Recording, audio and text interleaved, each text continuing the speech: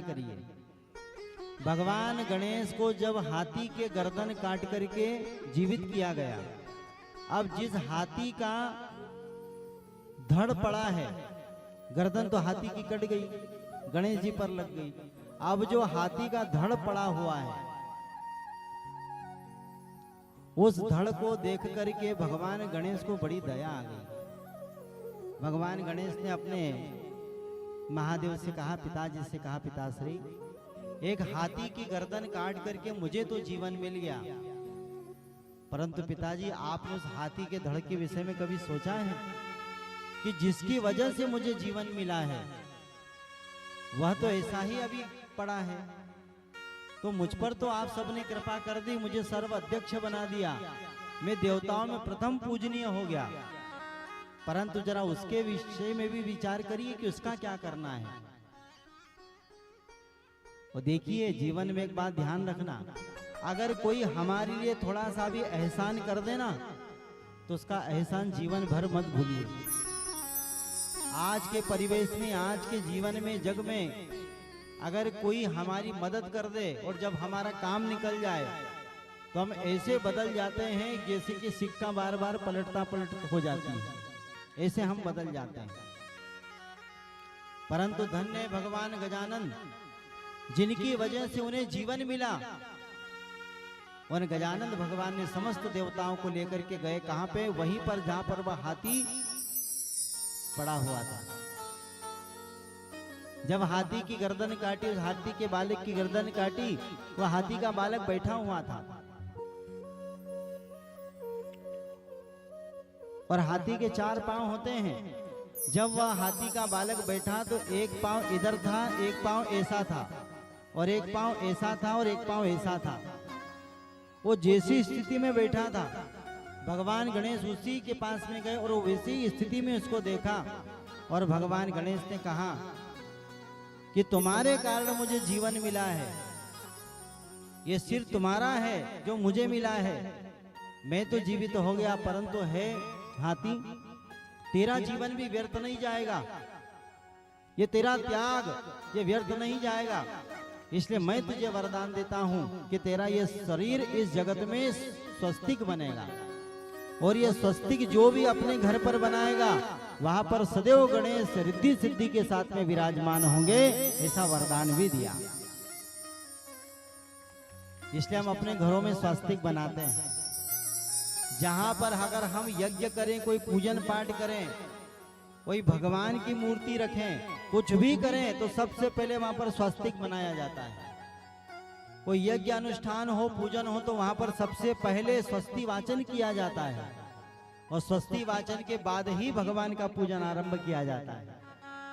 यह स्वस्तिक इतना पुण्यवान है, इसलिए एक बात को हमेशा ध्यान रखना कि हमारे जीवन में हम चाहे कैसे भी हों, परंतु हमारे विचार अच्छे हों। गणेश भगवान भले ही गजानन बने हैं, परंतु उनकी विचार देखिए कितने उच्च हैं, जिसके कारण उनको जीवन मिला, उनको भगवान ने इस संसार में पूजनीय बना दिया। ऐसे हमारे गजानंद भगवान हैं जो सदैव अपने भक्तों पर अपनी अनंत कृपा, अविरल कृपा करते रहते हैं। बोले गजानंद भगवान की जय हो। ये हमेशा अपने भक्तों पर अपनी कृपा करते हैं। एक अम्मा जी थी, नेत्रहीन, उसकी आंखें नहीं थी, परंतु गजानन भगवान की बड़ी भक्ति थी, वो बहुत भक्ति करती थी, बड़ी भक्ति नहीं थी भगवान गजानन की।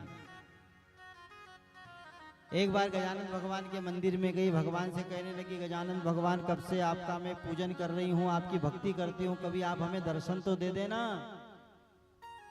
अब देखो, है अंधी, नेत्रहीन है, परंतु दर्शन की कामना कर रही है। बोले कभी तो आपके दर्शन दे देना। एक दिन भगवान गजानंद प्रसन्न हो गए और गजानन ने प्रसन्न होकर के कहा, मैया तो बहुत मेरी भक्ति करती है, मैं तुझसे बहुत प्रसन्न हूं, बता तू क्या वरदान मांगना चाहती है। उसने कहा, प्रभु वरदान तो मैं मांगूंगी आपसे, परंतु मैं अपने घर पर जाती हूँ, घर पर जाकर के अपने बेटे से पूछती हूँ, अपनी बहू से पूछती हूँ कि मुझे मांगना क्या चाहिए। गजानन भगवान ने कहा, देखो अम्मा जी, हम वरदान तो देंगे, परंतु एक ही शब्द में वरदान मांगना पड़ेगा, एक ही शब्द में वरदान मांगना पड़ेगा, और वरदान भी हम एक ही देंगे। इसलिए भली भांति अच्छे से सोच समझ करके आना घर से। अब वह घर पर गई, घर पर जाकर के अपने बेटे से पूछा, बेटा भगवान गणेश ने मुझे वरदान मांगने को कहा, बता क्या मांगू। बेटे ने कहा, मैया एक काम करो, घर में पैसे की बड़ी तंगी है, तुम तो भगवान से सोना चांदी मांग लो। मैया ने सोचा, देखो कैसा बेटा है, अरे मेरी आंख नहीं है, अरे ये नहीं बोल सकता था कि मैया तो अपने लिए अपनी आंखें मांग ले। बेटे को भी धन की लालसा है। अब बहू से पूछा, अरे बहू भगवान गणेश ने वरदान मांगने को कहा है, बता क्या मांगू। बहू ने कहा कि अरे मैया हमारी शादी को कितना वर्ष हो गया, अभी तक हमारे घर में कोई पुत्र नहीं हुआ, तुम भगवान गणेश से पुत्र मांग लो। बहू ने भी ये नहीं सोचा और ये नहीं कहा कि मैया तुम अपने लिए आंखें मांग लो। अब मैया ने बड़े सोच समझ करके विचार बनाया, फिर भगवान गणेश के मंदिर में आई और भगवान गणेश ने फिर दर्शन दिया और दर्शन दे करके कहा, अच्छा मैया तूने विचार कर लिया, क्या मांगना चाहती हो मुझसे। अब देखो जो बुजुर्ग महिलाएं होती ना, अम्मा जी जो होती है, ये बड़ी चतुर होती है। भगवान गणेश ने क्या कहा था कि एक ही शब्द में एक ही वरदान मांगना। अब मैया ने सोचा कि मुझे आग भी लेनी है भगवान से, और मेरे बेटे को धन भी चाहिए, और मेरी बहू को पोता भी चाहिए, तो कैसा वरदान मांगे, कैसा मांगे। तो मैया जी ने बड़ी चतुराई से मांगा। भगवान गणेश ने कहा, भगवान गणेश से मैया कहने लगी कि भगवान आप मुझे वरदान दीजिए कि मैं अपनी आंखों से अपने घर के आंगन में सोने के पलने में अपने पोते का मुख देखूं। एक ही शब्द में पूरा वरदान मांग लिया। भगवान ने क्या कहा था कि एक शब्द में ही एक वरदान मांगना। अब मैया जी ने वरदान ऐसा मांगा कि मैं अपनी आंखों से अपने घर के आंगन में सोने के पलने में अपने पोते को देखूं। अब सोचिए एक ही शब्द में पूरे वरदान उसने मांग लिए। उसको आंख भी मिल गई, सोने का पलना यानी पुत्र को धन भी मिल गया, और बहू को पोता भी मिल गया। इसलिए जो हमारे घर में ये बड़े बुजुर्ग हैं ना, बड़े चतुर होते हैं, इनमें दिमाग बहुत होता है। इसलिए अगर जीवन जीने की कला सीखनी हो तो अपने बुजुर्गों के पास में बैठ करके जीवन जीने की कला सीखनी चाहिए। बुजुर्गों में बहुत अनुभव होता है बंधुओं। हम चाहे कितने बड़े भी, कितने पढ़ क्यों लिख ले क्यों न ले, परंतु हमसे ज्यादा समझदार हमारे घर के बुजुर्ग होते हैं। कल भी हमने ये बात बताई थी। कभी कभी क्या होता है कि बच्चे ज्यादा पढ़ लिख जाते हैं ना, तो उनको बड़ा अभिमान हो जाता है पढ़ाई लिखाई का, और बड़े चतुर बनते हैं। एक बार क्या हुआ कि 4 लड़के ट्रेन में जा रहे थे, और एक गांव का सीधा साधा बुजुर्ग वो भी ट्रेन में बैठा, बड़ा सीधा साधा बेचारा, एकदम वृद्ध अवस्था में। अब वो ट्रेन में बैठे तो 4 लड़के बैठे ट्रेन में, बड़े पढ़े लिखे थे, इंग्लिश बोलने वाले। अब पूरी उस ट्रेन की बोगी में केवल वो 4 लड़के थे और वो बुजुर्ग था। 4 लड़कों ने ऐसा विचार के काम करो, समय नहीं कट रहा है तो क्या किया जाए। बोले हमारे पास ये बुजुर्ग बैठा, इसका मजा लो, इसकी हंसी उड़ाओ। तो पहले तो बुजुर्ग की बहुत हंसी उड़ाई, फिर चारों ने ऐसा विचार के काम करो, इस बुजुर्ग को हम ज्यादा परेशान करते तो हमको मजा आएगा। तो परेशान कैसे किया जाए। बोले काम करो, ट्रेन की चेन खींच दो, और जब कभी टीटी पूछने के लिए आए तो नाम बता देना कि बुजुर्ग ने खींची है, तो इसको पकड़ करके ले जाएंगे टीटी, बड़ा मजा आएगा। ऐसे भी बच्चे रहते हैं जो बड़े बुजुर्गों को परेशान करते हैं। अब उन्होंने ऐसा विचार बना लिया। बुजुर्गों ने कहा भैया हमारे साथ ऐसा व्यवहार मत करो, हम तो गांव के सीधे साधे रहने वाले, और तुम अगर ये चेन खींच करके हमारा नाम बताओगे तो हमें जेल हो जाएगी। परंतु 4 लड़कों को उस बुजुर्ग को परेशान करने में बड़ा मजा आ रहा था। एक ने कहा क्यों भैया, अगर मान लो टीटी ने हमारी बात नहीं मानी तो क्या करेंगे, और मान लो हमको पकड़ लिया तो। बोले काम करो, हम कितने लोग हैं, 4 लोग, एक काम करो 300 रुपए जमा करो, तो कितने हो जाएंगे, 3 चौके 12। बोले 1200 रुपए इकट्ठे हो गए। 1200 रुपए इकट्ठे करके एक लड़के के जेब में रख दिए। अगर मान लो टीटी नहीं माना, हमको पकड़ा, तो हम 1200 रुपए टीटी को दे देंगे और छूट जाएंगे। ये बुजुर्ग के पास तो 1 रुपया भी नहीं है, हम तो 1200 रुपए दे के वैसे तैसे बच जाएंगे। अब उन चारों ने ट्रेन की चेन को खींचा, ट्रेन रुक गई। अब जैसे ट्रेन रुकी तो टीटी आ गए। टीटी ने आकर के पूछा कि ये ट्रेन की चेन किसने खींची? तो चारों ने मिलकर के कहा कि बुजुर्ग ने खींची। अब बुजुर्ग ने कहा कि साहब ट्रेन की चेन मैंने ही खींची है। अरे आप इतने बुजुर्ग होकर के ट्रेन की चेन क्यों खींचते हो? बोले क्या करता साहब, मैं अकेला, ये चारों ने मुझे मारने की धमकी दी, इसलिए मैंने भय में आकर के मार से बचने के लिए चेन खींच दी। और साहब आपको पता है, मैं अपने गांव से 1200 रुपए लेकर के आया था, इन्होंने मुझे धमकाया और मुझसे 1200 रुपए छुड़ा लिए। अगर आपको विश्वास नहीं है तो ये सामने वाली की जेब में रखें। टीटी ने जैसे हाथ डाला, 1200 रुपए निकले, सो 1200 बुजुर्गों को दे दिए और बुजुर्ग को 1200 रुपए दिए। और 4 लड़कों को टीटी ने पकड़ लिया और पुलिस को बुला लिया और पुलिस उन 4 लड़कों को लेकर के जाने लगी। अब वह गांव का बुजुर्ग खिड़की में से चारों को देखता है कि बेटा, हमने अपने जीवन में दाढ़ी हमारी ऐसी सफेद नहीं करी है, तो 1200 रुपए भी ले लिए और 4 को जेल भी करवा दी।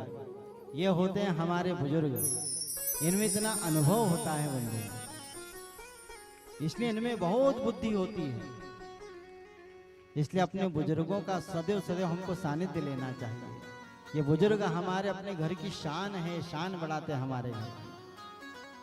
बोलो हर हर महादेव, हर हर महादेव। ऐसे भगवान महादेव के 2 पुत्र हुए, कार्तिकेय जी महाराज और भगवान गजानन। एक समय की बात है, दोनों भैयाओं में विवाद हो गया। विवाद होकर के दोनों लड़ने लगे। मैया ने कहा, पार्वती ने, क्यों भैया दोनों क्यों झगड़ रहे हो, क्या बात है? गणेश भगवान ने कहा कि मैया, कार्तिक भैया बोल रहे कि पहले विवाह हम करेंगे, गणेश जी कहे पहले हम करेंगे, दोनों में विवाद बढ़ गया।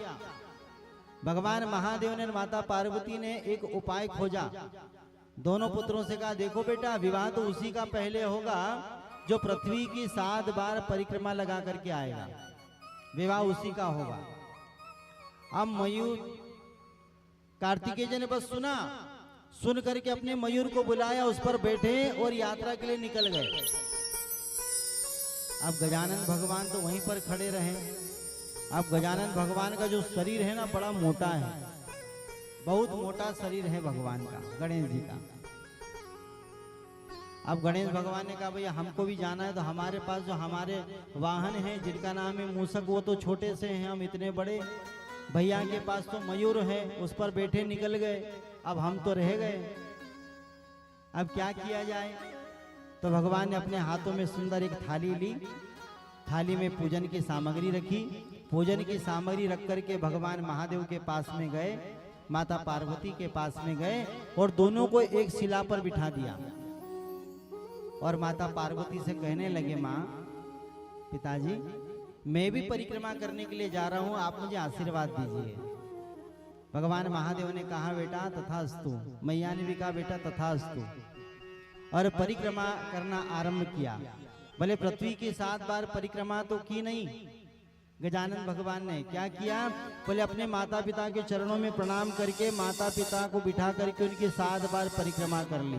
1 बार परिक्रमा, 2 बार, 3 बार, 4 बार, 5 बार, 6 बार, 7 बार। और 7वीं बार में भगवान से कहने लगे गजानन भगवान कि हे परमपिता परमेश्वर, हे भगवान महादेव, हे माता पार्वती, मेरी 7 बार पृथ्वी की परिक्रमा पूर्ण हुई। भगवान ने कहा, माता पार्वती ने कहा, गणेश, तुमने पृथ्वी की 7 बार परिक्रमाएं नहीं करी है, तुमने तो हमारी परिक्रमा करी है। भगवान गणेश अपनी माँ से कहते हैं, माँ, तूने तो मुझे सिखाया है जीवन में कि माता पिता के चरणों में 4 धाम होते हैं और हमारे भगवान महादेव, हमारे परमपिता परमेश्वर के चरणों में तो करोड़ों करोड़ ब्रह्मांड निवास करते हैं। माँ, इसलिए मैंने पृथ्वी की परिक्रमा नहीं, मैंने तो पूरे ब्रह्मांड की परिक्रमा कर ली। इस बात को सुनकर के माता पार्वती बड़ी प्रसन्न हो जाती है, अपने पुत्र को अपने हृदय से लगा लिया, ऐसा विचार जान करके। और देखो, धन्य वही संतान है जो अपने माता पिता की बात को माने, अपने माता पिता की भावनाओं को जाने, उनके संकल्प को पहचाने, वही सच्ची संतान है। जब भगवान गणेश गजानन बने ना, तो माँ उनको हर समय सत्संग सुनाती थी, और यही सत्संग का प्रभाव है कि आज अपने माता पिता को इस जगत में सबसे बड़े पूजनीय उन्होंने जाना है। इसलिए अपने बच्चों को हम सत्संग भी दें, अपने बच्चों को हम संस्कार भी दें, इसलिए सत्संग जरूरी है। आज भगवान गणेश ने माता पिता के चरणों का पूजन करके सारे जगत को यह संदेश दिया है कि माता पिता के चरणों में 4 धाम होते हैं, माता पिता के चरणों में ही सारा संसार होता है। और धन्य ऐसी संतान जो अपने माता पिता के प्रति ऐसा भाव रखती है। हम अपने बच्चों को मोटर दें, हम अपने बच्चों को गाड़ी दे, कार दें, हम अपने बच्चों को घर दे, बंगला दे, मकान दे, हम अपने बच्चों को ऐश्वर्य की सब चीजें दें, परंतु ये सब कुछ बेकार न हो जाए, इसलिए अपने बच्चों को संस्कार जरूर दें। ये संस्कार बहुत जरूरी है अपने बच्चों के लिए, बहुत जरूरी है संस्कार। अगर संस्कार नहीं है तो यह जीवन बिल्कुल अधूरा है, इसलिए जीवन में संस्कार भी होने चाहिए। हम अपने बच्चों को बड़ी बड़ी स्कूलों में पढ़ा तो देते हैं, परंतु ध्यान रखना, कभी भी संस्कार कभी स्कूल में नहीं मिलते। ध्यान रखना, कभी संस्कार स्कूल में नहीं मिलेंगे। केवल और केवल स्कूल में शिक्षा मिलती है, और संस्कार कहाँ मिलते हैं? अपने गुरुजनों के पास, संत महात्माओं के पास, अपने घर में बड़े बुजुर्गों के पास संस्कार मिलते हैं। इसलिए शिक्षा दे अपने बच्चों को, बहुत जरूरी है शिक्षा, परंतु शिक्षा के साथ साथ में दीक्षा भी जरूरी है, संस्कार भी जरूरी है। भगवान राम जब इस धराधाम पर आए तो भगवान तो ब्रह्म थे, फिर भी उनको गुरु की आवश्यकता पड़ी। भगवान कृष्ण योगियों के योगेश्वर थे, फिर भी उनको गुरु की आवश्यकता पड़ी। इसलिए हम भी संसार में आए हैं तो हमारे जीवन में भी गुरु का सानिध्य होना बहुत जरूरी है। गुरु बिना इस संसार में कुछ भी नहीं प्राप्त होता। इसलिए हमारे धर्मशास्त्र भी कहते हैं, गुरु बिना भवनिधि तरह ही न कोई। बोलो, गुरु के बिना जीव ये भवसागर से तरता नहीं है। इसलिए संस्कार बहुत जरूरी है। मैं हमेशा अपनी कथाओं में एक बात कहता हूं, 3 महिलाएं पनघट पर पानी भर रही थी। बड़े ध्यान से सुनना, 3 महिलाएं पनघट पर पानी भर रही थी। पहले समय में कुएं होते थे, पनघट, तो महिलाएं पानी भर रही थी। उसमें एक महिला ये बोलती है कि बहन, तुझे पता है मेरा बेटा है ना, दिल्ली की बहुत बड़ी स्कूल में पढ़ता है, और मेरे बेटे की स्कूल की 1 लाख रुपए महीने की फीस है, और बहुत बड़ी इंग्लिश स्कूल में पढ़ता है। अब वो ऐसा बोल ही रही थी कि उसका बेटा वहां पर आ गया, और जैसे बेटे को माँ ने देखा तो उस माँ ने 2 महिलाओं से कहा, देखो ये मेरा बेटा जो दिल्ली की बहुत बड़ी इंग्लिश स्कूल में पढ़ता है। उसके बाद में उस बेटे ने कहा, मैया मैं घर जाऊं? बोले हाँ बेटा तू घर जा, मैंने भोजन बना करके रख दिया, खा लेना। उसी समय दूसरी स्त्री ने कहा, अरे मेरा बेटा भी कलकत्ता की स्कूल में पढ़ता है, और हमारे बेटे की भी 50,000 रुपये महीने की फीस है। उसी समय उसका भी बेटा आ गया। बेटे ने कहा, मैया मैं घर जाऊं? बोले हाँ घर जाओ बेटा। अब जो तीसरी महिला थी, अब वो बेचारी क्या बोलती, उसने तो पानी पनघट से खींचा और अपने बर्तन में रखा, और जैसे ही बर्तन को उठाने वाली थी कि उसका बेटा भी आ गया, और उसके बेटे ने आकर के अपनी मैया से कहा, माँ तुमने पानी का बर्तन तो भर लिया, काम करो तुम ये पानी का बर्तन मत उठाना, ये पानी का बर्तन मैं अपने सिर पर उठा करके घर चलता हूँ और तुम मेरे पीछे पीछे आ जाना।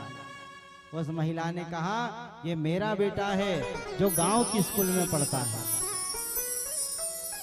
ये गांव की स्कूल में पढ़ता है। तो बंधुओं, शहरों में शिक्षाएं तो बहुत हैं परंतु संस्कार नहीं है, और गांव की स्कूल भले ही छोटी होती है परंतु यहाँ पर संस्कार है। इसलिए अपने बच्चों को हम संस्कार दें। भगवान गणेश ने इस जगत में साबित कर दिया कि माता पिता के चरणों में चारों धाम होते हैं। इसलिए जब हमारे यहाँ पर 14 फरवरी आती है ना, तो 14 फरवरी को दिन, उस दिन में हम वैलेंटाइन डे मनाते हैं ना, वैलेंटाइन डे। उस दिन एक प्रेमी अपनी प्रेमिका को गुलाब का फूल देता है? हाँ, वैलेंटाइन डे उसी को बोलते हैं ना। नहीं, वैलेंटाइन डे मनाते हैं, परंतु उस दिन हमको मातृ पितृ पूजन दिवस मनाना चाहिए। ये वैलेंटाइन डे हमारी परंपरा नहीं है बंधुओं, इसे हमको छोड़ करके अपने माता पिता का पूजन दिवस मनाना चाहिए। अगर हम आज से ये माता पिता का पूजन दिवस मनाएंगे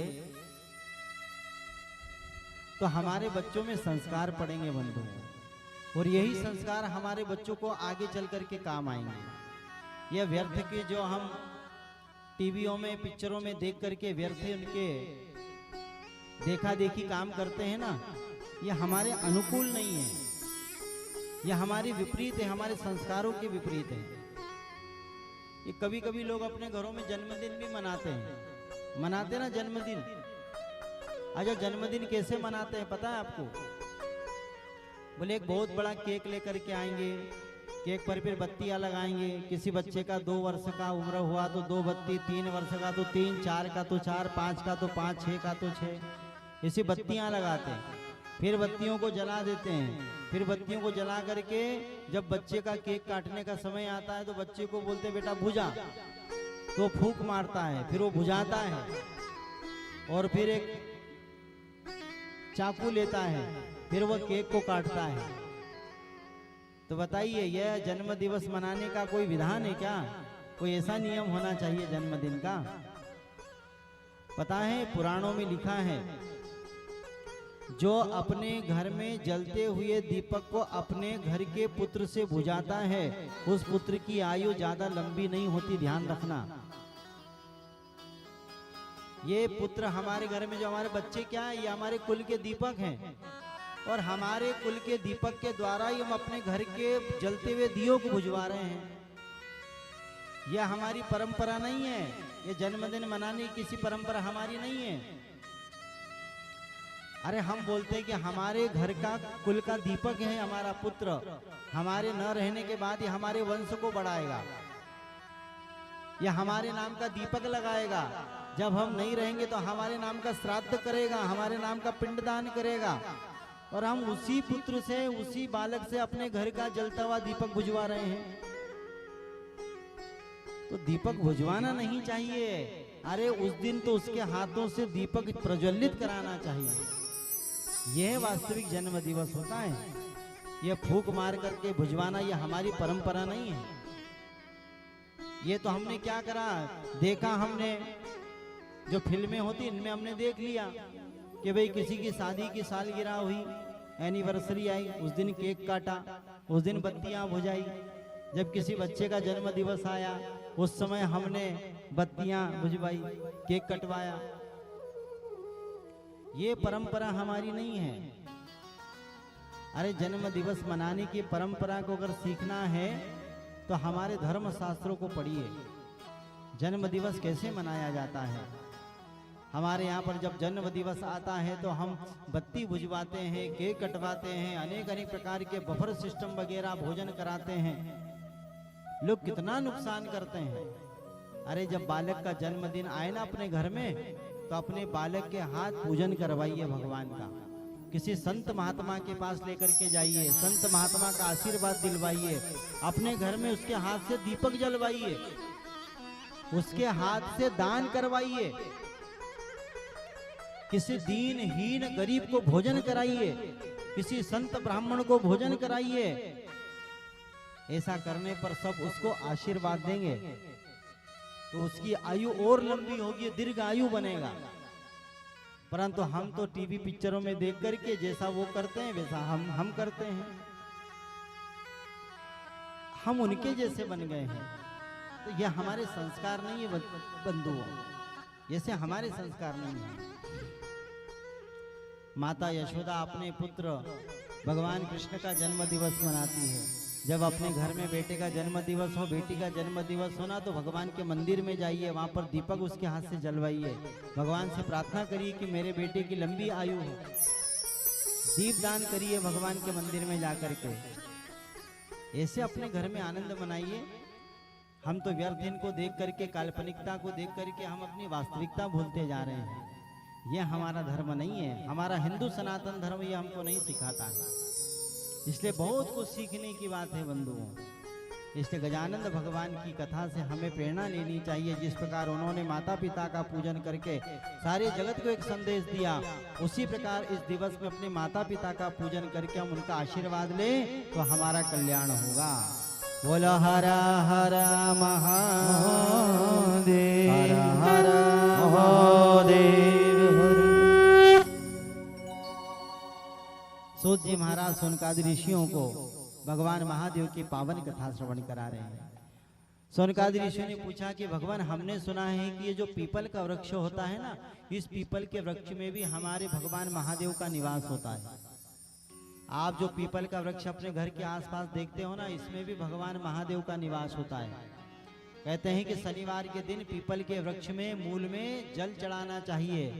जो पीपल के वृक्ष में शनिवार के दिन जल चढ़ाता है तो शनि की महादशा दूर हो जाती है। जो शनिवार के दिन पीपल में जल चढ़ाता है तो पितृदोष में शांति मिलती है। जो शनिवार के दिन पीपल में जल चढ़ाता है तो राहु और केतु की अगर दशा होती है तो वह दशा दूर हो जाती है, उससे मुक्ति मिलती है। ऐसे पीपल का वृक्ष बड़ा ही महान है। जैसे हमने बिल्व वृक्ष की कथा सुनी, महिमा सुनी, वैसे बिल्व वृक्ष भी बड़ा महान है, पीपल का वृक्ष भी बड़ा महान है। अच्छा, भगवान इसमें निवास कैसे किए? तो बहुत सुंदर कथा है। भगवान पीपल में निवास किए तो भगवान का नाम हुआ पिपलेश्वर महादेव। क्या हुआ? पिपलेश्वर महादेव। और इनका पिपलेश्वर नाम कैसे पड़ा, आइए हम कथा सुनते हैं। एक संत थे, एक ऋषि थे, जिनका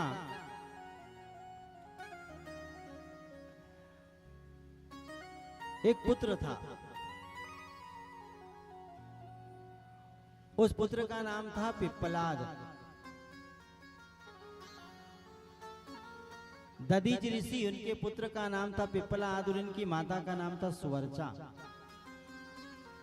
जब वह पिप्पलाद बालक 3 वर्ष का हुआ तो एक समय समस्त देवता दधीच ऋषि के पास में गए और दधीच ऋषि से सभी देवताओं ने उनकी हड्डियां मांग ली और हड्डियों से एक उन्होंने वज्र बनाया, जिस वज्र से वृत्तासुर का वध हुआ था। संत ने अपने शरीर की सारी हड्डियां दे दी। क्यों दी? बोले देवताओं ने कहा कि महाराज, आपके शरीर की हड्डियों से एक वज्र बनाएंगे और उस वज्र से हम वृत्तासुर को मारेंगे।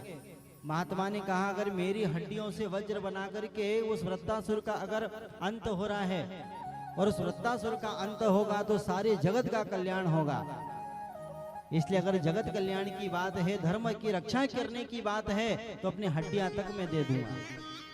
जरा विचार कीजिए कि हमारे भारतवर्ष में, हमारी भारत भूमि में कैसे कैसे संतों का जन्म हुआ, जिन्होंने अपने धर्म के लिए, धर्म की रक्षा करने के लिए, अपने आर्यवर्त की रक्षा करने के लिए, अपनी भूमि की रक्षा करने के लिए अपने शरीर की हड्डियां तक दान कर दी। और एक आजकल का मनुष्य है कि जब कभी ऐसे धर्म अनुष्ठान हो ना, धर्म कार्य हो, तो वहां पर भी अपने घर से थोड़ा सा अंश देने में 10 बार सोचता है कि मैं कैसे दूं। अरे हम अपनी धर्म की रक्षा नहीं करेंगे तो दूसरे थोड़ी करेंगे भैया। जब ऐसे यज्ञ अनुष्ठान हो, कथाएं हो, ऐसे यज्ञ हो, तो यहाँ पर तन से, मन से, धन से अपना दान देना चाहिए। और अपने धर्म की रक्षा करनी चाहिए, धर्म का विस्तार करना चाहिए। धन्य है दधीच ऋषि महाराज जिन्होंने अपनी हड्डियां दान कर दी, उनका शरीर छूट गया। सुवर्चा को पता चला, सुवर्चा अपने पति के वियोग में रह नहीं पाई। उन्होंने अपने बच्चे को एक पीपल के वृक्ष के नीचे बिठा दिया और बच्चे की उम्र थी मात्र 3 वर्ष। कथा बहुत ध्यान से सुनना बंधुओं। 3 वर्ष जिनकी उम्र है, ऐसे बालक को वृक्ष के पीपल के नीचे बिठा दिया और मां ने कहा बेटा तो यहीं पर बैठना, मैं वापस आती हूं। और सुवर्चा ने अपने पति के वियोग में अपने प्राण त्याग दिए और वह 3 वर्ष का बालक वह पिप्पलाद बेल्व के पीपल के वृक्ष के नीचे बैठा रहा। जरा बताइए 3 वर्ष के बालक की क्या सोच समझ रही होगी। जब बालक को भूख लगी ना बंधुओं, तो वही पीपल के पत्ते खा करके उसने अपनी प्यास बुझाई। प्यास लगी तो पास में ही एक कुंड था, वहां पर जाकर के पानी पिया। परंतु मां ने कहा था बेटा मैं आऊंगी वापस, यहां से कहीं जाना मत। वह बालक वहीं पर रहा। जब वह बालक 12 वर्ष का हो गया तो एक समय नारद मुनि वहां पर आए। नारद मुनि से पूछा कि नारद मुनि मैं कौन हूं, मेरा नाम क्या है। बोले बेटा तेरा नाम पिप्पलाद है। अच्छा नारद जी आप ये बताइए कि मेरे माता पिता कहाँ हैं और मैं ये पीपल वृक्ष के नीचे क्या कर रहा हूं। नारद मुनि ने कहा बेटा तुम्हारे माता पिता की मृत्यु हो गई। नारद मुनि को पिप्पलाद ने अपना गुरु बना लिया, गुरु से मार्गदर्शन मिला। और नारद मुनि ने कहा कि ये शनि की दृष्टि तुम्हारे ऊपर पड़ी बेटा, इसलिए तुम्हारा ये सब कुछ ऐसा हुआ, तुम्हारे माता पिता नहीं रहे। पिप्पलाद मुनि ने मन में ऐसा संकल्प कर लिया कि मैं शनि से अवश्य ही इस बात का बदला लूंगा। कहते हैं कि पिप्पलाद उस बालक ने भगवान का घोर तप किया और तप करके भगवान को प्रसन्न किया और भगवान को प्रसन्न करके ऐसा वरदान मांगा कि जिस पर मैं अपनी दृष्टि डालूं वो जल करके भस्म हो जाए।